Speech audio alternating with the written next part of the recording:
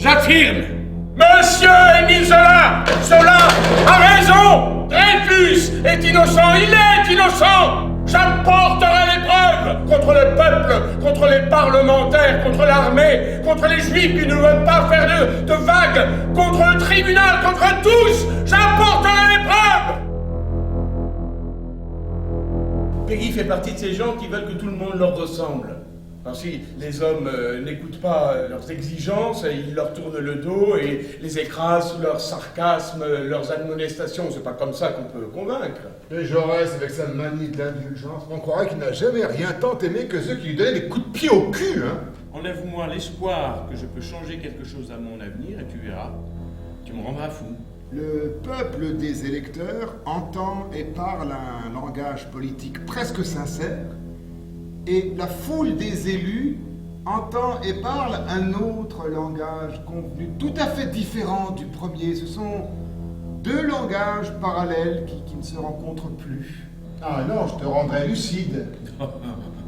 Lucide. Déprimé, oui. Mort. Ça, c'est étonnant.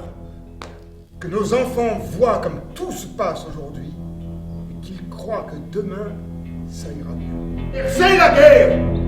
Tanger 1905, Agadir 1911, les Balkans 1912, ce sont des faits de guerre, nous sommes en guerre! Et je me dis que quoi qu'il advienne, les forces de paix, les forces de civilisation grandiront. Que Jaurès ne tombe jamais entre les mains.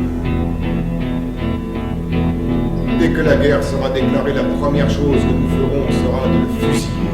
Ne croyez pas que cette guerre sera comme les autres.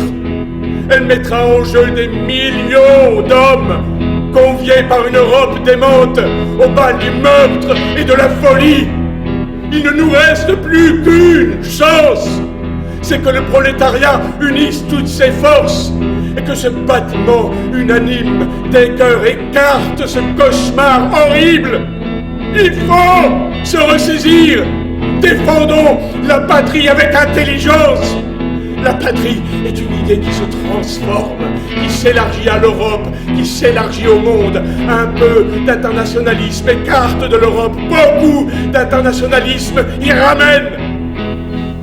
Quand on n'entendra plus que le démembrement d'un monde qui s'en va comme un écartelé, quand on ne verra plus que le délabrement d'un monde qui s'abat comme un mur craquelé, quand l'homme s'en ira dans la nuit étoilée, encore tout est perdu de ce remembrement. quand l'homme s'avancera dans la nuit dévoilée, encore tout confondu de ce transfèrement, Vous serez là.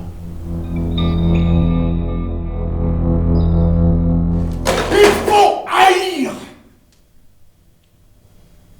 Haïr. Mais c'est quoi la haine pour toi? La non-amnistie.